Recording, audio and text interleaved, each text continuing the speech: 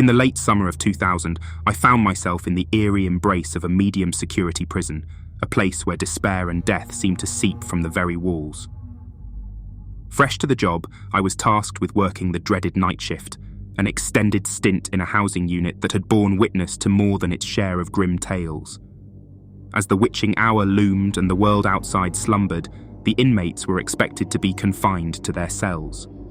The prison's eerie silence was broken only by the faintest echoes of nocturnal movement, the shuffling of chains and the distant hum of the communal bathroom.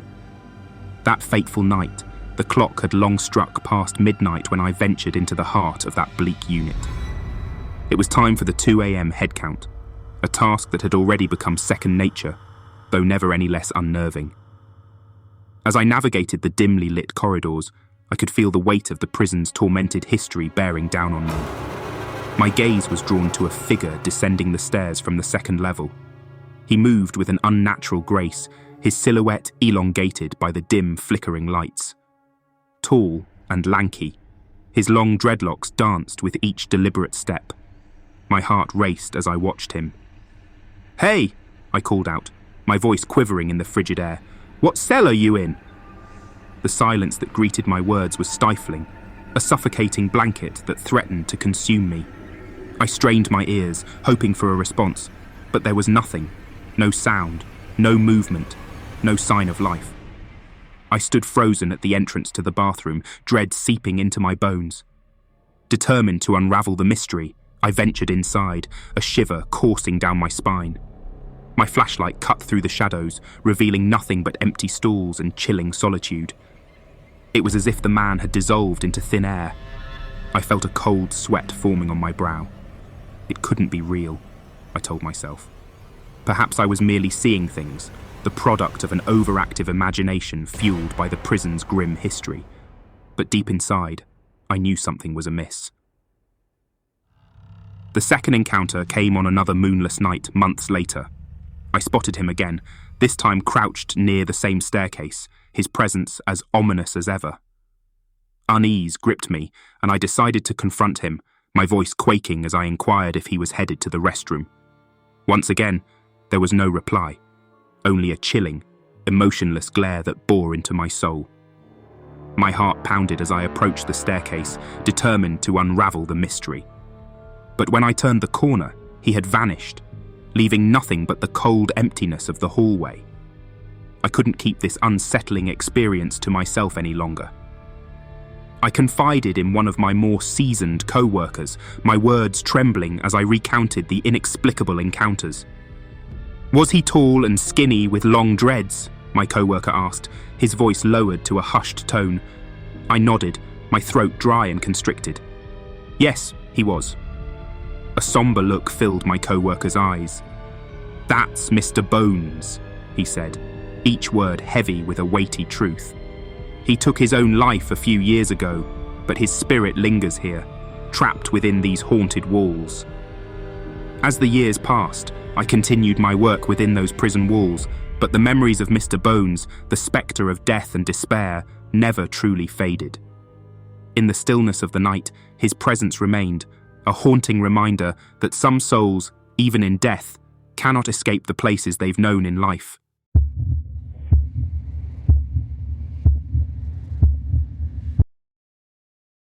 Cleaning the church alone at night had always been an eerie experience, but it was a job I needed, and I had grown accustomed to the solitude. The church itself was an old, imposing structure with high vaulted ceilings and dimly lit corridors that seemed to stretch on forever. I had heard tales of strange occurrences from the church's history, but I had never been one to believe in ghost stories. That all changed one fateful night. It was during the late hours when most of the town's residents were fast asleep that I would begin my shift. The church had a grand piano, a beautiful instrument that had been abandoned for years, left to gather dust in the attic. I had always assumed it was broken, which was why it had been relegated to the dark confines of the attic, away from prying eyes. One chilly autumn night, as I was going about my usual cleaning routine, I heard something that sent a shiver down my spine. A haunting melody, faint but unmistakable, drifting down from above. The piano was playing, its keys echoing through the empty church. I froze, convinced that someone must have sneaked into the attic to play a cruel prank on me. I made my way up the creaky staircase, determined to catch the prankster red-handed. The attic was dimly lit by a single feeble light bulb, casting long shadows that seemed to dance along the walls.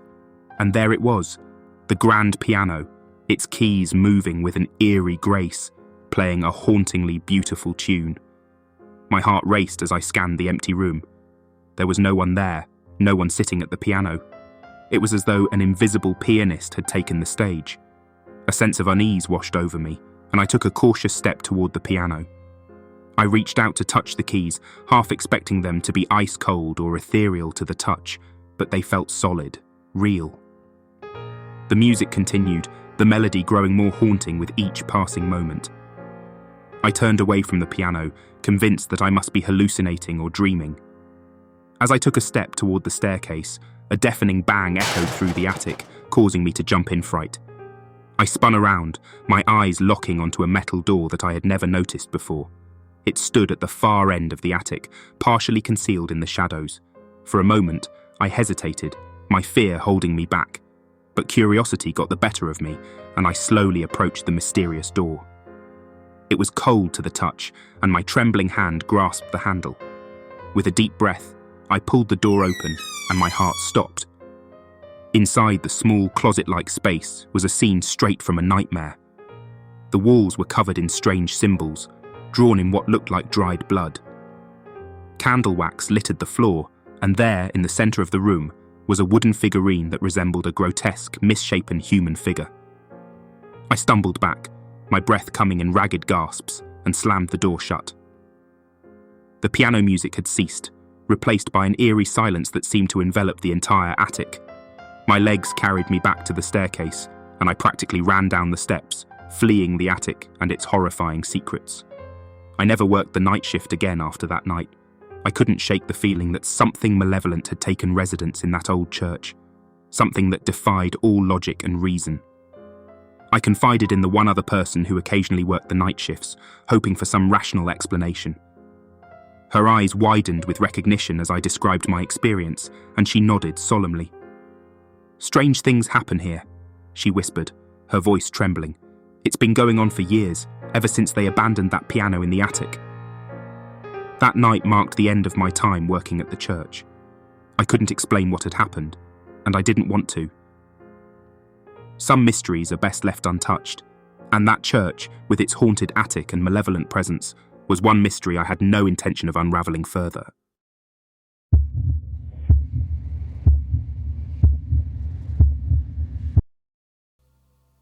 I had always been a night owl, so when I landed a job working the night shift at the local hospital, it felt like fate had finally smiled upon me. Little did I know that the darkness that enveloped the hospital at night would reveal horrors beyond my imagination. My first night on the job started uneventfully enough. The hospital corridors were eerily quiet, punctuated only by the soft hum of fluorescent lights. I had been assigned to the pediatric ward, where a handful of children slept peacefully, their faces serene in the dim glow. As the night wore on, I settled into my routine, checking on the young patients and making my rounds. Occasionally, I would pass the nurses' station where my colleague Sarah was stationed. She was an experienced nurse, kind-hearted, and had been working the night shift for years. Sarah was a reassuring presence in this otherwise eerie setting. Around 2 a.m., as I was reviewing a patient's chart, I heard a soft, melodic humming coming from one of the rooms. It was a gentle lullaby, and I followed the sound to its source, a room at the far end of the hallway. Inside, a child named Emily, about 8 years old, lay asleep. Her dark hair splayed across the pillow, and she clutched a tattered stuffed bear in her arms. I watched for a moment, feeling strangely comforted by the tune. But then I realized something odd. Emily's room was supposed to be empty. She was the only patient on the pediatric ward tonight. Bewildered, I turned to leave, but couldn't resist looking back one last time. Emily's eyes were wide open now, staring straight at me. Her lips curled into a wicked smile as the lullaby continued, but it sounded discordant and haunting. My heart raced as I rushed back to the nurse's station where Sarah sat, engrossed in paperwork. "Sarah, did you hear that singing from Emily's room?" I asked, my voice trembling. She looked up, her expression blank. "What are you talking about? Emily's room is empty. She was discharged earlier." I couldn't believe it. Had I imagined the whole thing? Sarah saw the disbelief in my eyes and led me back to Emily's room to prove her point. It was indeed empty, the only sound now the soft, rhythmic beeping of the heart monitor. I tried to shake off the strange encounter, chalking it up to exhaustion. But over the next few nights, things took an even darker turn. Shadows seemed to dance at the corners of my vision, and I often heard whispers that vanished when I turned to locate their source. It was as if the hospital itself was alive with secrets, and I was caught in its malevolent grip. One night, as I passed the room of a comatose child named Daniel, the monitor by his bed emitted an unsettling sound, a chilling, childlike laughter. I rushed into the room, my heart pounding, only to find Daniel lying motionless, his eyes closed. There was no explanation for the laughter. I confided in Sarah, who had worked in this hospital for so long that she had heard her fair share of unsettling stories. She told me about the hospital's dark history, the countless lives lost within these walls, the tragic accidents, and the unexplained occurrences that had haunted staff for years. One name, in particular, sent shivers down my spine: the Night Shift Whisperer. Legend had it that a malevolent presence, invisible to most, roamed the hospital at night. It whispered dreadful secrets to those who dared to listen, driving them to madness. Desperate to put an end to the torment, Sarah shared a piece of advice from an old colleague. She handed me a small vial filled with salt and told me to sprinkle it around my room every night before my shift.